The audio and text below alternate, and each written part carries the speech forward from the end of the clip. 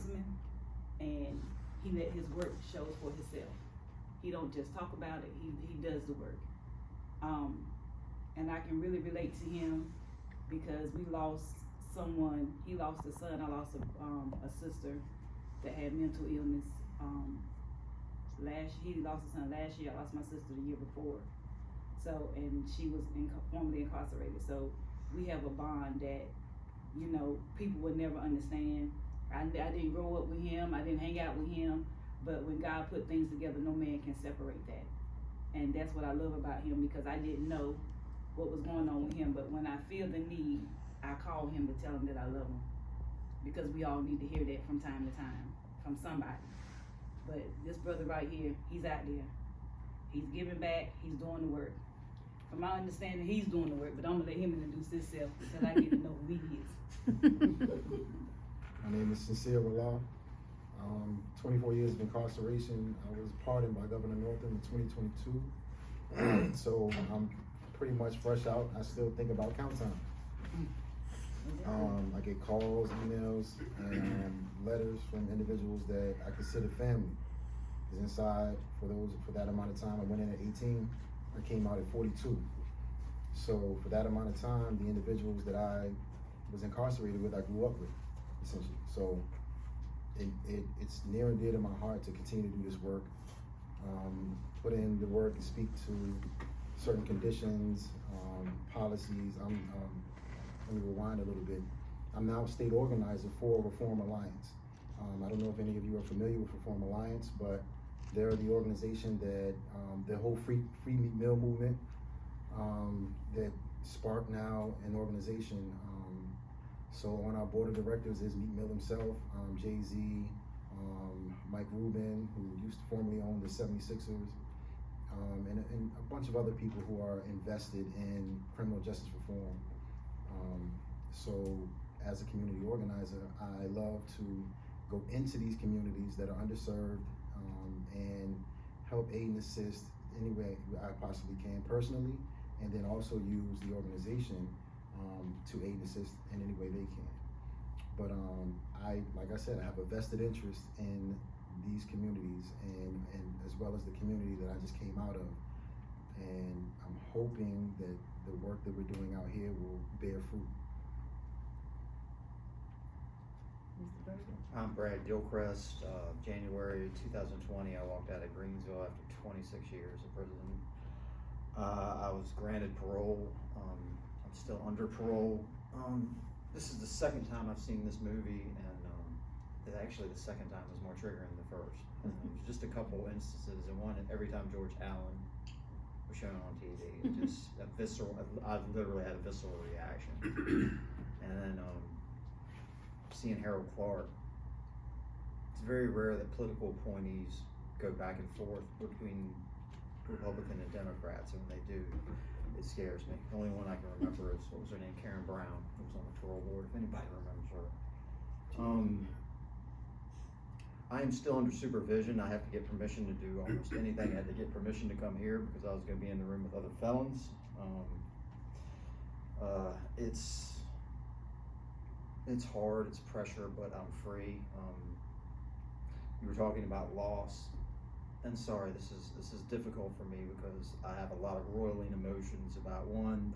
I understand what he was just saying about count time, and I also understand what the gentleman in the video was saying about trying to come back, because I'm still trying to come back, and sometimes I wonder if I'll ever completely be back because half of my life was spent in that place. But 2 months ago, I was in the cell with the same guy for 20 years. It's like my brother. We stood back to back. We would have given our lives for each other. He went to have surgery, had successful surgery. He went back to the institution. 2 weeks later, he was dead. Healthy, he died of sepsis.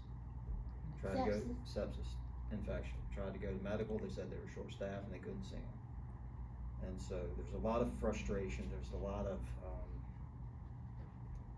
everybody who's done time understands that when you've got to fight to get anything done in there. And that was probably one of my basic examples when I got it. I remember I had to get something done, and I was sitting there and I was fighting, I was stressing, and I was trying to find the answer. my mom just looked at me and said, "You don't have to fight no more. The answer's there. You just got to find it." So the video talked about mental health resources. I can only speak for myself and my personal experience, but I would have never gone and spoke to a psychologist when I was in prison because I would have been scared that it had gone on my record. You know, even though I worked for a psychologist in a dog program for about 15 years, I never would have seen in person. The stigma of that stuff has to change because mental health issues isn't an abnormality, it's the norm. Everybody's got them. We all got issues. And if we don't deal with them, we're going to continue to make the same choices we make. I got lucky. I mean, I went in, I found people that were good, people who wanted more for their lives, people that showed me that my life wasn't over, that I still had a life to live even though it was in there. You know? And so here I am. I met Lisa. She does wonderful work in the community. We got together because we kind of understand each other simply because of the work she does as advocacy. I'm just here.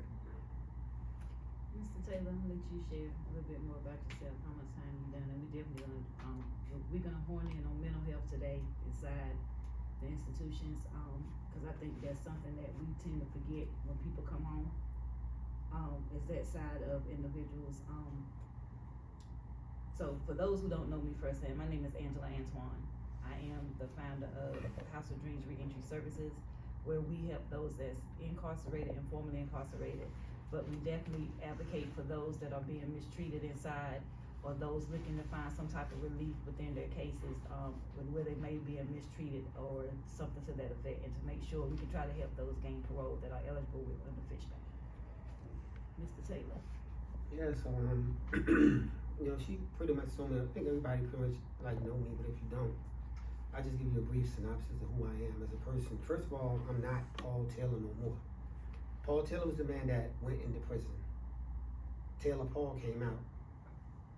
And the reason I changed my name because of my way of acknowledging to the world that I was complete opposite of how they tried to describe me to be.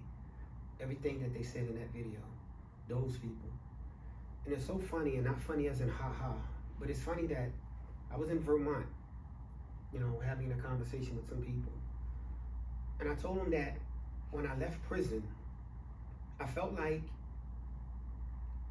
I was leaving society and I was coming into prison, because when I got outside, it was like the humanity inside of here, outside of the free world, was dead. And you're probably saying, well, how did you find that humanity inside of prison? Well, prison actually helped us find our humanity, because we had to rely on each other. We had to rely on each other. We had to rely on each other. We had to rely on each other. We had to rely on each other inside of the prison, because there's not a lot of people that's caring about us. As the dude said on the screen, man, we've been called all types of things. Like he said, you know, people call us, like, you know, they want us to come back, man, because we're job security. And these are people that I would challenge, because I would say things like, you have a badge on that says correctional officer and you're supposed to be correcting me? When most of the time it's us that are advising them, because they're always doing something that's not in according to what they're supposed to be doing. But again, I'm not Paul Taylor, I'm Taylor Paul, and you know, I facilitated all of the state mandated programs in that same Department of Corrections for a while. And I like to believe I would like to believe that they thought they was grooming me to be a reentry specialist. But I told them that I don't like how you treat your employees, and I worked with you for 23 years, and I don't like how you treat your employees. And I wasn't just talking about the 20-something cent they give us an hour, but actually what I saw and how they carried it with us, the people, as if there was no humanity for us. So when I got out, I just didn't forget. And it's so funny, man. A lot of people said that, you know, if you leave it up there, they'll say, well, Taylor earned parole, man. He was doing so good. He was a model offender. He was a model this, he was that. He deserved that one opportunity. Well, I was talking to one of my friends by the name of Dr. Zoe Spencer, one of my closest constituents. And she said, no, they didn't let you go because you earned it. They let you go because while on the inside, I was changing the culture of us. They didn't want me inside of prison, so they had to let me go. So again, my sentence, when that man told me to rise and he said, I now sentence you to life plus 26 years, my sentence, my life sentence wasn't a sentence. It actually was a long-term investment for my community. Because now I came back home to eradicate some of the social ills that I helped create. While doing that simultaneously, I will not forget the comrades that I walked the yard with. And I brought a couple with me here today because I always bring them with me. As he said, the same kids we grew up with inside of that prison are the same kids we hold fast to out here in the streets because we know their credibility. We know that they care about the men and the women that are left behind. And sometimes we only get one opportunity to describe our relevance. And we know what we have to do. There's a reason that we're in the fight. A lot of men have gotten out of prison and forgot about that. And they want to forget that. And if you want to come home and forget about what you've been through, then that's fine. But not so us. We didn't want those type of things to be attributed to our names. Because we know what it feels like when they say count time. Or give you a frivolous infraction that will hold you up from getting back to the familiar scent in your mama house. Transferring you to a higher level institution because you might have more than one pen. This is the type of things that men and women are going through behind that gate that we refuse to not recognize while we're home. It'll be an atrocity on our part. And I constantly challenge people when they come home. If you do not want to come home and eradicate or remember what's going on behind the wall, then trade yourself back or go back and trade yourself for someone that will. So men like us, we don't really have a choice in the matter, man, because we left some honorable people that needs one opportunity to come home and describe their relevance. And they don't have a lot of people outside that will rally for them. Their parents died. Their homeboys are gone. They don't have nobody they can pick the phone up and rally. But now they do. And it's men that walk the yard with them. Or they can call a Sheba Williams and no left turns. Or they can call a Lisa. And they can call Angela, and they can call people now that can give them resources. I love when they call me and say, P, I need to talk to somebody about something. I say, let me call Sheba. Or let me call Angela. I always got somebody. Let me get with sincere. I always have somebody now to aid and assist our comrades behind the wall. And I'll leave right there for a moment because I know these men have some incredible things to share as well. So, go ahead. I want to jump in on the era of hopelessness and helplessness. I don't think I can describe it enough. It has to be something you experience in order to really grasp the depth and the gravity of being in a position of despair where there's no parole. For example, I fell at a time where there's no parole. You know, Mr. Allen and you know his cohorts saw to that, and so that, you know, the late 90s was the whole, we're gonna build these 4 prisons now. They built 4 prisons and opened them all up at the same time. Ronald's Red Onions, such as 1, such as 2. 5 prisons. I'm missing Lawrenceville as well. So, and it was for us, super predators, as they called us. And the incarceration rate of kids, I went to Southampton reception center. All of us there were teenagers. Kids, fresh from the street, fresh out of high school. Some of us we're still in high school. And by the thousands. And then they're like, yo, when we open up Red Onion, that's where y'all going. It's built for y'all anyway. We get up there, and some of those people that work there had never physically seen black people before. Aside from television, they had never actually seen black people in real life. So we were like a science project to them. Like they would shoot us to see if we bled red. Like that was crazy. No warning shots, no nothing. And y'all got, I see people like raising their eyebrows like in disbelief. You have to understand where it is. If you understand how Virginia is shaped, that tail end over here, because we over here, that tail end over here borders Kentucky and Tennessee. Mm-hmm. So now you can go to get a better understanding of what he's saying when he said they haven't seen us. Yeah. I'm sorry. Yeah, so being in those environments and being told that you're never going home, because the numbers that they gave us in that time period, from the late 90s until the early 2000s, were astronomical. You can come in and receive a life sentence. That's 600 years. 600 years. Who thinks of something like that? Who thinks to put a number like that on a sentence and say this is okay to give to a 17, 18-year-old kid who has undoubtedly made a mistake? But 600 years, no parole, nothing. So you've taken all sense of hope and then replaced that with a sense of despair in the case of making sure that this individual is in a condition, both psychologically and physically, that he cannot return from. That's what you're hoping for. You're hoping that you send him 9 hours away from all civilization and say that, okay, well, we're taken away from his family. Nobody's coming out here, especially when in those winter months, visitation room is empty. Nothing. And if you are fortunate enough to have one family member come out there and visit you during that time period, they'll never come back again. They'll make sure that they give them an experience that they will never, ever forget, especially if you have children. You've just now been stripped of all your parenting responsibilities and duties. You become a telephone father. Or back then, the phones were so expensive that you had to get stamps. So there was no kiosk like they got nowadays. You send emails and all that. So you had to parent through letters, and then hope that your letters get there, and then hope that their letters get to you. And so, like, when you're in that kind of condition, and especially if you come from a family like most of us did that didn't have money, we were the breadwinners. We were out there doing illicit, illegal things because that's how we survived. So now, who supports us? You're stuck in a situation where you now have to figure out how to support yourself in a condition that was built to break you down internally and externally. So, I mean, he just talked about a scenario where a brother, you know, he went to have surgery and comes back and is refused medical care and dies. That's the physical aspect. But then also the mental, for everybody who now has to experience that, who had to see that, who had to watch him suffer as he literally was in a phase of dying until he's no more. That's some traumatizing stuff to experience. And we've normalized that in that environment because it happens so regularly. It was like when it doesn't happen, it's like, man, you got the medical? They saw you? How'd you do that? Like, those were the surprising things to us. But I don't want to, take up too much. I'll let Brad jump in.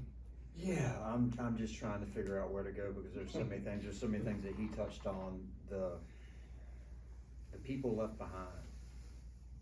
I've been out for 3.5 years. I'm doing well. I had a plan. I stuck with it, very varied where I had to, and it's working out for me. But I still have tremendous guilt for the people I left behind because there were better people than me there. There were people who I thought deserved it more. And I live with that, and that's one of the reasons why I'm here. I always thought when I got out of prison I would just, I'd live my life, but it's a part of me. Half of my life is spent there.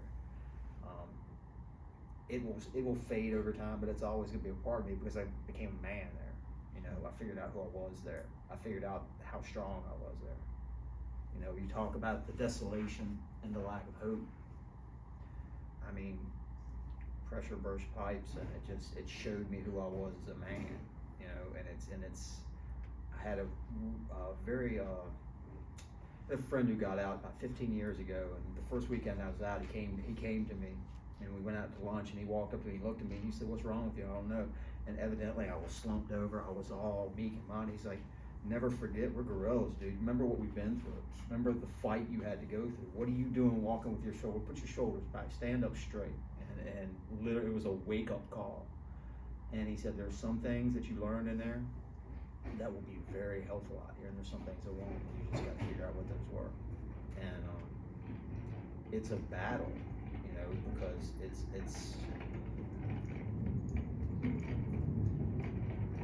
it's hard for me because I had to adjust. I had to come back to a family who had grown old, and not even realize that when I look in the mirror, I got gray hair, and I didn't grow old, and they're completely different people. And I had to find, because we come out and you have a family unit that's moved on, and I see a lot of people, they try to insert themselves into that instead of figuring out where they belong, because we're the ones that made choices that sent us away. And so that's a big thing. Reentry into family and having support. I was very lucky. A lot of people don't have it, and I got it.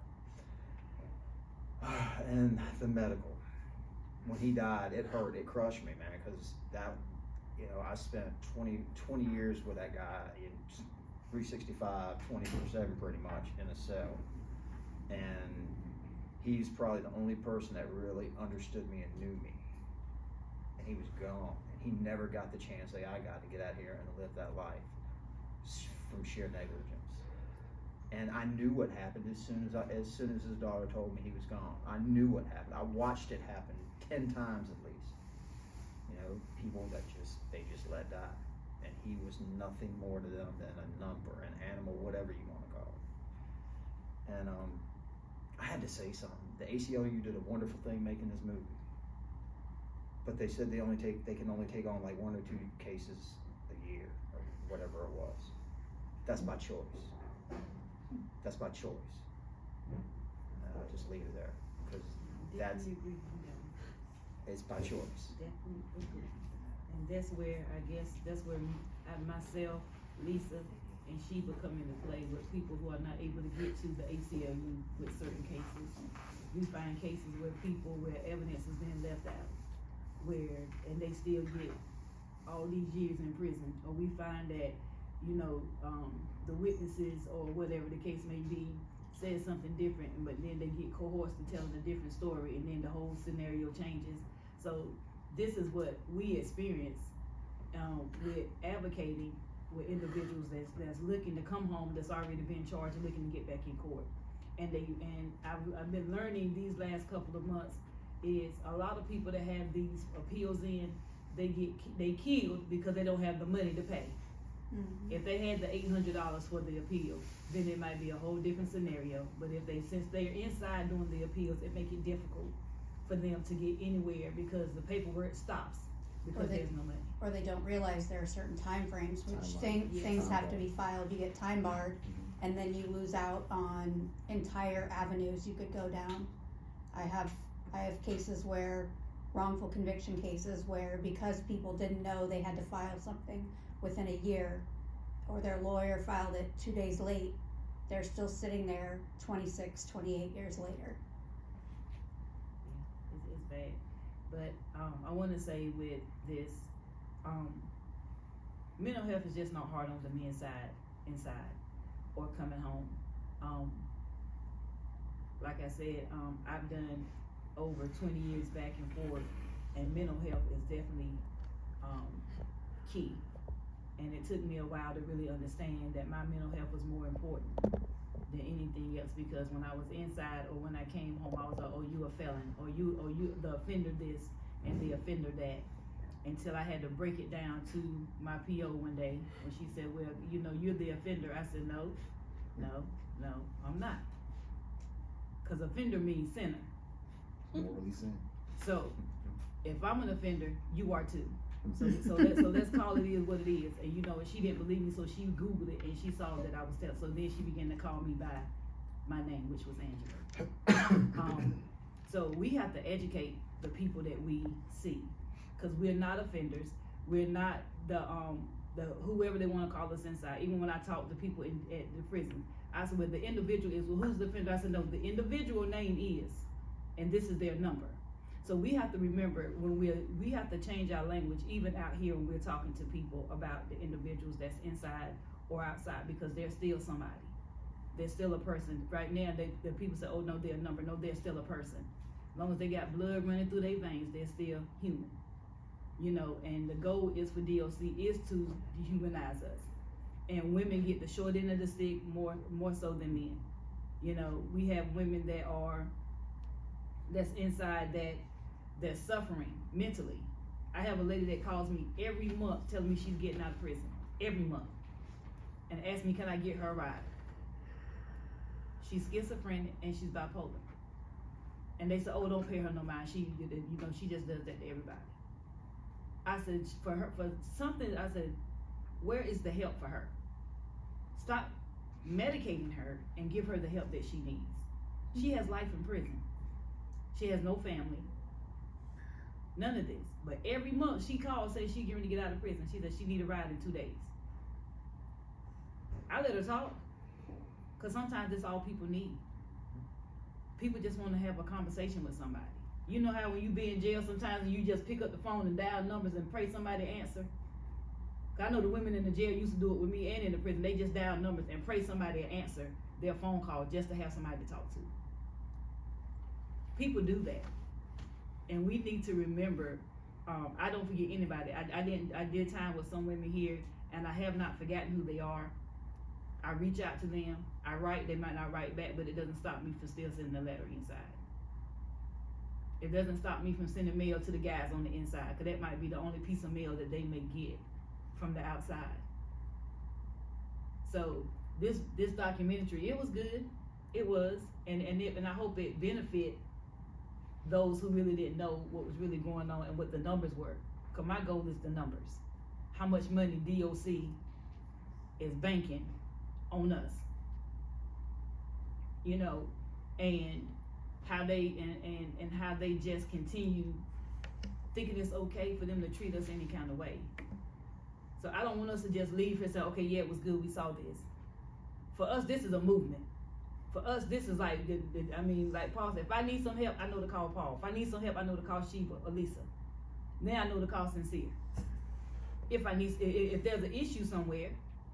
So we want to leave here with what can we do as a body to continue to stay on the front and fight for the people that we left behind. I didn't leave people just in Virginia. I did time in North Carolina too, so I left people there as well. So what can we do as a body of people besides just talking and saying what we're gonna do? You know, because we're in a time frame now where I believe half of what I hear and all of what I see.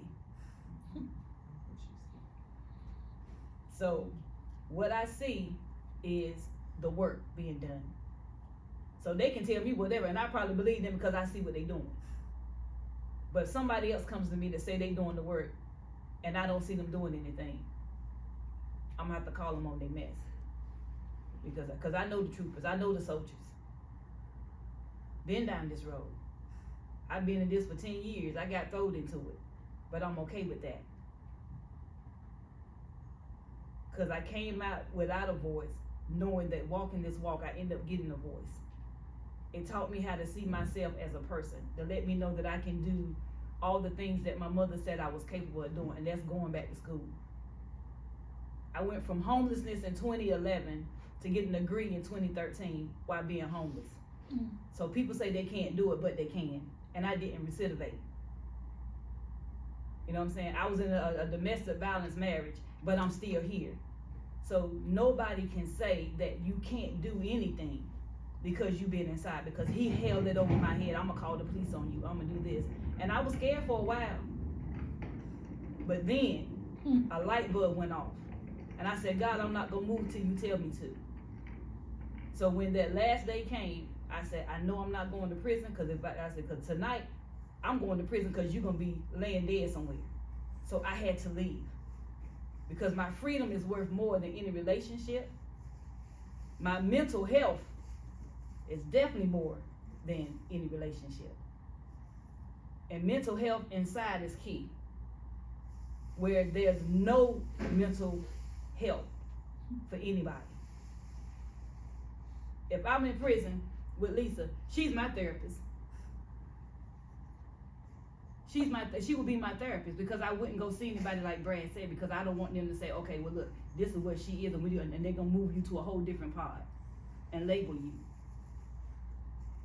But where I am today, I don't care who knows I see a therapist, because I do.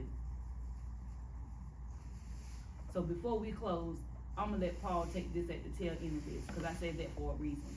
Because I want people to know that he might not work within that sector anymore. He's doing something totally different. And I love what he's doing, because what he does lets me not forget who my sister was. What he does lets me know that my sister was a person and not just a number. You know, so I don't ever forget her. I will never forget her. But because a state allowed her to live the way she was living and get killed is an issue for me. Because she was just a number to them. But when I see Paul move, it lets me know that everything I do in honor of my sister. So we have to keep this fight up. We can't forget those that's no longer here. If you don't do it for nobody else, we have to do it for them, because we don't want nobody to forget who they were. Because they had people that loved them regardless of what they thought. Mr. Taylor? Yeah, so and I did begin by making sure people understand that, you know, these circumstances are bipartisan. I'm not pro-democratic or pro-republican, I'm pro-right. Whichever aisle addresses the issues of the people, and the people I'm talking about are not the people in this commonwealth that are free. It's the demographic that we so championly sit here and talk about, that we love and we left behind. Those people, right? So when we talking about this mental health component, and yeah, I sort of, you know, I'm not gonna say I gravitated away from, you know, all the other issues, but this particular fight now is personal. And what makes it personal is because of my own flesh and blood, and what happened to my own flesh and blood, which I've seen on a numerous occasions on the yard, when I walked the yard, and how they treated individuals that were suffering from some sort of mental health breakdown. You know, and we had to be the psychologists, as she said, we had to be the ones that talk to them. And it's so funny, as I said, I facilitated the programs for over 5 years in their reentry. In your last 6 months, they give you this thing called process groups, where you get to finally talk to a psychologist, you know, for a few weeks. I think it's 6 weeks before you go home. But that's like once a week. But I want you to think about being locked up for 23 years like myself, or 24 years, or the likes of that, when you didn't have nobody to talk to. And then if you had that conversation, as she said, they put something in your jacket that might even prevent you from making parole, because they might think you're too unstable to make paper. So you're gonna stay away from all things that you think is gonna be a hindrance to getting you back to the familiar scent of your family's home. You're gonna try everything you possibly can. If that, even shy away from that component. I had a son, you know, I have a son, you know, that was locked up, you know. And it's so, it's just ironic that he was at the same prison that I facilitated these programs with. Staff actually cared about me, so I thought, right? That when my son was going through these issues, you know, these mental issues, hearing voices and saying that something in his head, and everybody know a guy's going to the counselors like, yo, Henderson something's going on with Henderson. This is not how he's acting. Y'all need to help him out. He's come out of the cell, outbursting. They keep putting him in isolation, letting him out, keep putting him in isolation. He's having fights. He put him in isolation, putting him back. The last time they put him in isolation, my son decided to check out. My son killed himself in isolation. When his mom constantly called VOC from Greenville Correctional Center to Atmore Drive, back to Greenville, and every place in between, trying to get my son some help. Even myself, calling people that I actually know to get my son what he needed, but to no avail. Now, I'm not going to sit here and just point fingers at them, because the first person that failed my son was me. By choosing the life of this world, chasing the life and the pomp and glitter of this world, being a moving and shaking the street that took me away from the family for 23 years. So the first person I blame is me. But when you have somebody's child in care, then it's incumbent upon you to do everything you possibly can to make sure that kid is right in your care. So they failed my boy. I had to bury my son.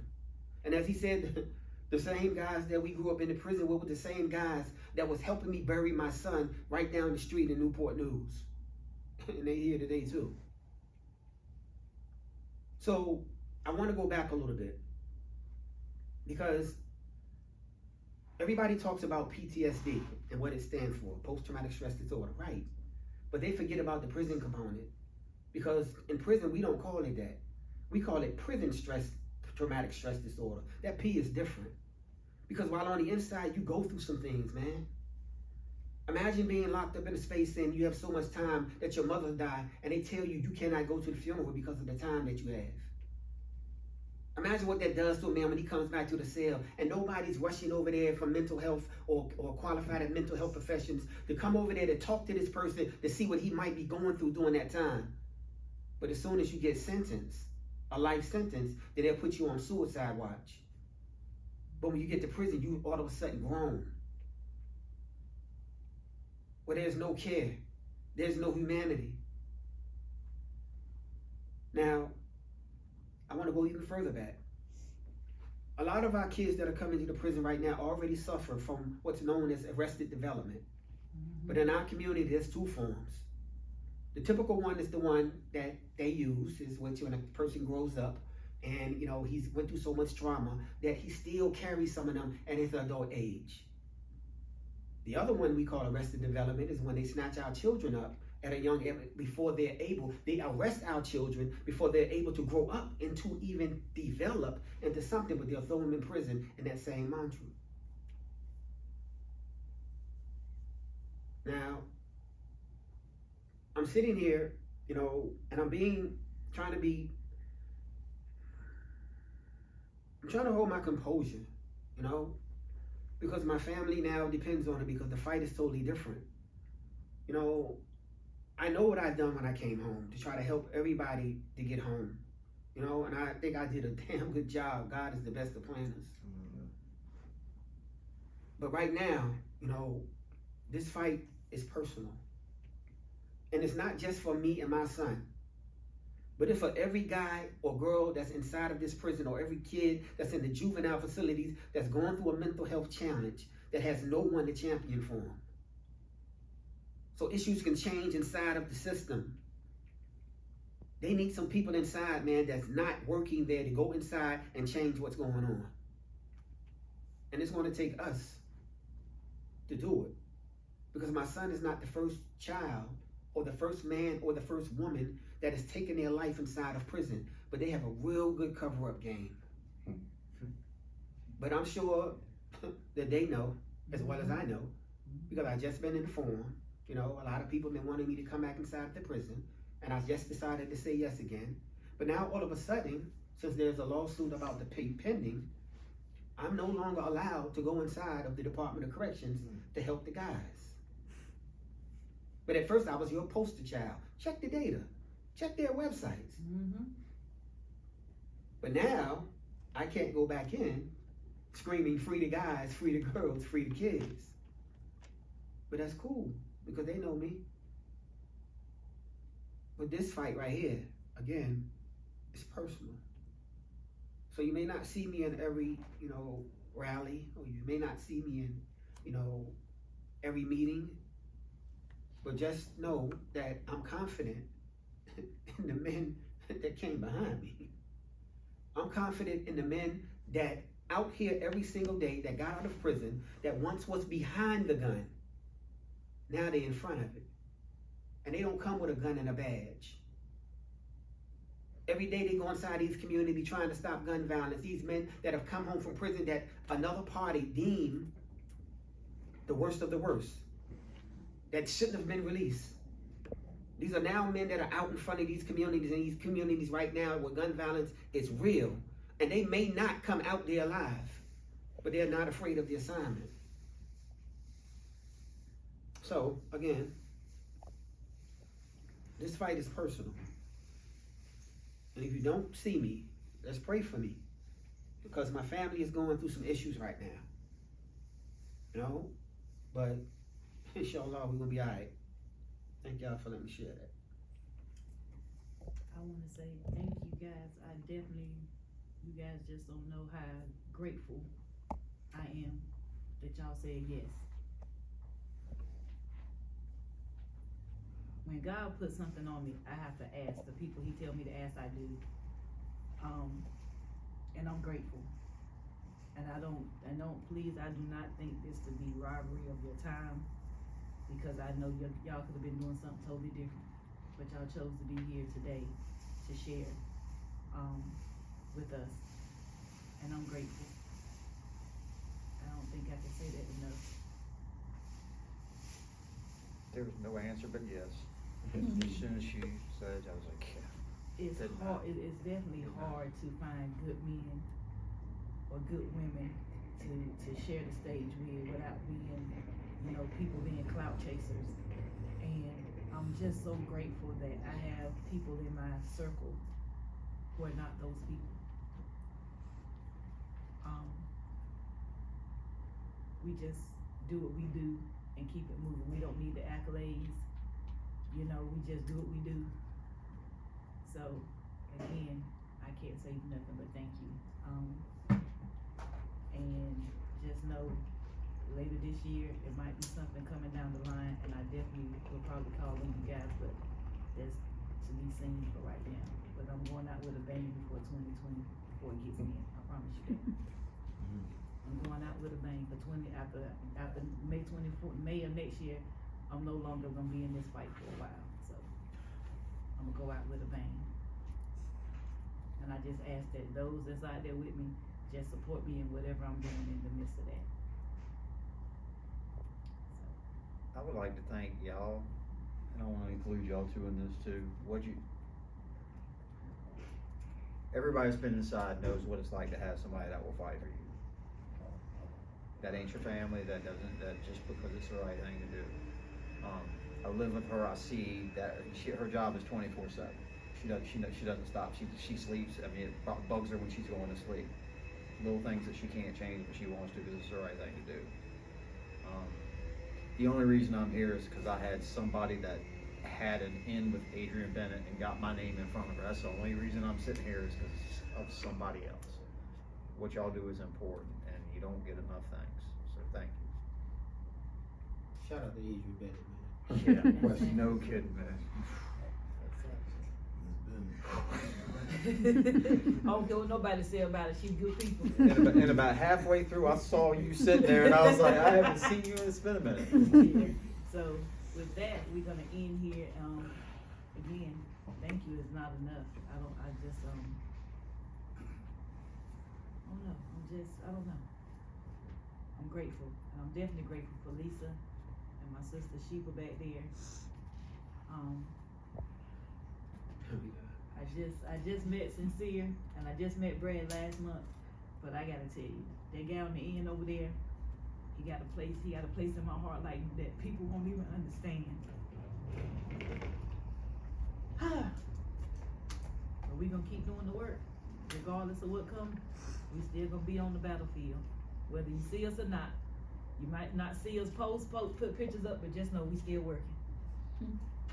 Just 'cause we don't post on me, ain't nothing going on. Am I right? So, I guess we done here. Y'all had me here crying.